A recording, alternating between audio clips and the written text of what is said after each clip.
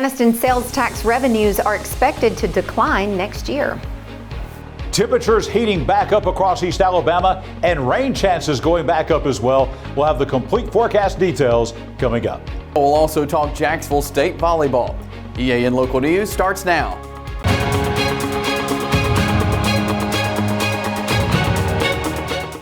WM Grocery, located in Heflin, Wadowee, Roanoke, and in Piedmont. Good evening and thank you for watching East Alabama Now local news for Wednesday, August 9th, 2023. I'm Katie Edwards. And I'm Mike Stedham. Anniston City Manager Stephen Folks unveiled his proposed spending plan for fiscal 2024 Tuesday night. The budget, which would go into effect on October 1st, includes a projected drop in the city's sales tax revenue of $400,000. That's about 1.4% less than the $27.9 million in tax revenue estimated for the current fiscal year. The city also expects to lose about $1.1 million from its general fund revenue in 2024. In all, the city expects it will receive $46.3 million in its general fund revenues next year.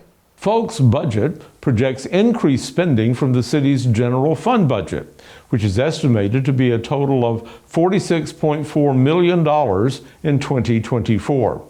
That's up from $45.1 million in the current fiscal year. More than a third of the budget, $16.7 million, will go to public safety, which is the largest share. Public Works will get 14.5%. Citywide outside agencies will receive 23.4%. Community Relations will be allotted 11%, and General Government will receive 4.2% of that budget. The council plans to hold another public hearing on the budget next Tuesday night. It has until September 27th to adopt a spending plan for the coming fiscal year. When we return, we'll tell you about a special event being planned for downtown Anniston later this month. Since 1993, WM Grocery has been a major part of our local community. WM offers the very best in fresh produce and an outstanding meat department. WM also has many local products not found anywhere else and fresh sushi every day. If you need an event catered, come see Mrs. K at any WM store. Curbside pickup is also available for your online grocery orders. Be sure to download the WM app for all the deals of the week and shopper rewards. Go check them out today at any of their locations. We take pride in our community and appreciate your business. This segment of EAN Local News is brought to you by Oxford Lumber. Come visit any of our locations in Oxford, Jacksonville, Talladega, and Roanoke. If you're looking for an excuse to have dinner at a local restaurant and visit downtown Anniston, you may enjoy Anniston's Restaurant Week, which is scheduled for August 20th through the 26th. Participating establishments will be featuring special menu items and drinks throughout the celebration. For more information, you can check out Anniston Main Street's Facebook page. When we come back, we'll tell you about some loud noises coming soon to East Alabama. For over 60 years, Oxford Lumber has been servicing our area, and our customer service has always been our main focus. Our customer service is what sets us apart from anyone else. From the moment you enter, our highly trained staff will treat you like family. To enthusiastically provide total customer satisfaction within a positive and self-fulfilling employee relations environment. Visit us at any of our 4 locations or at oxfordlumber.com.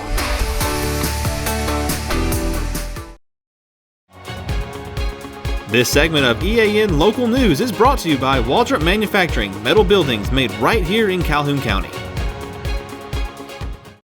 The Fort McClellan Training Center of the Alabama National Guard says it has issued a noise advisory that will be in effect from Thursday through Saturday. This noise advisory is due to regularly scheduled training exercises that will include artillery fire. Training times are subject to change based on environmental and other factors. Intermittent training noise may be heard in surrounding communities. Also, certain weather conditions, such as overcast skies, can increase noise and vibrations.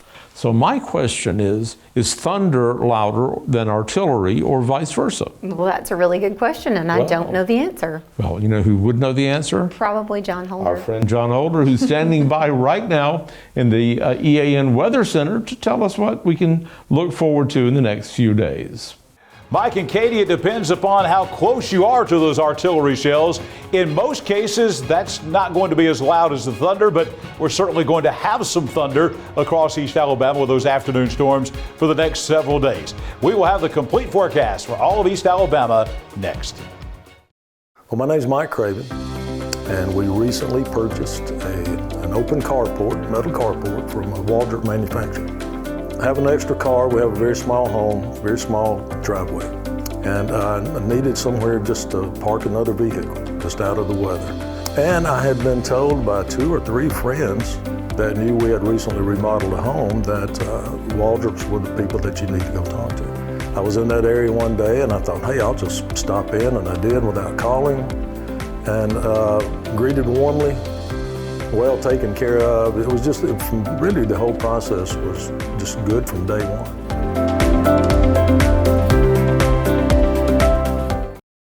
More sunshine and not very many showers and thunderstorms so far today across East Alabama. That allowed temperatures to climb back up into the 90s today. 91 for the high after a morning low of 67 with all the fog that we had. Again, the record high temperature back in 2007 and that big August heat wave of 103, that record high on this date in 2007. The record low 56. You see the averages and the sunrise sunset times. 6:02 your sunrise tomorrow morning and 7:36 your sunset tonight.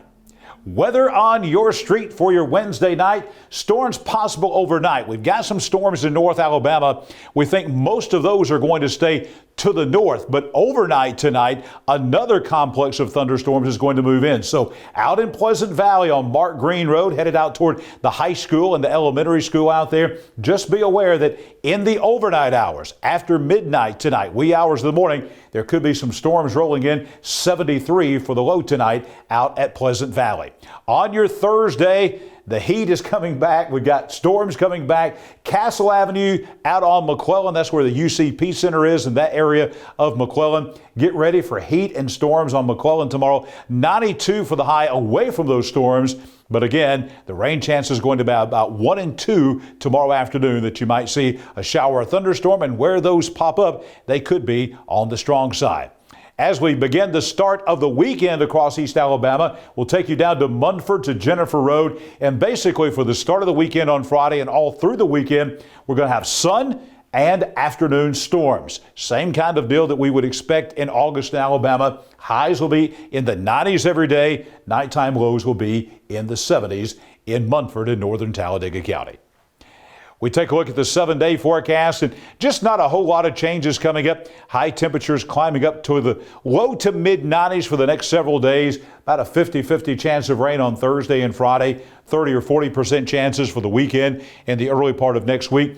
Some of the computer model data is showing that by this time next week, we may be encountering some drier air and maybe some cooler temperatures. We're not ready to go there just yet, but we do think the rain chances will fall down to maybe 20 or 30% in about a week or so across East Alabama.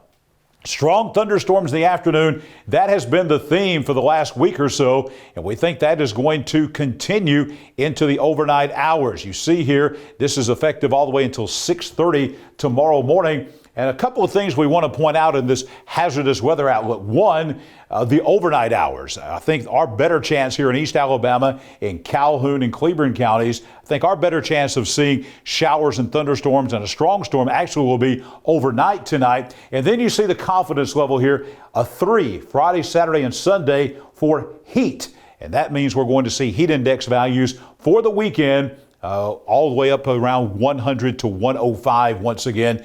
Air temperatures about 94. Heat and humidity and dew point values combining together to give us some impressive heat again as we go into the weekend across East Alabama. So sun, heat, storms, that's what we're looking at for the next several days all across Calhoun and Cleburne counties. Chase Robinson has sports coming up next. Chase is going to be talking Donoho football. Chase? Thanks, John. As we head into the fall, football is not the only sport going on. Volleyball is getting ready to heat up, and the Jacksonville State volleyball team began practice yesterday.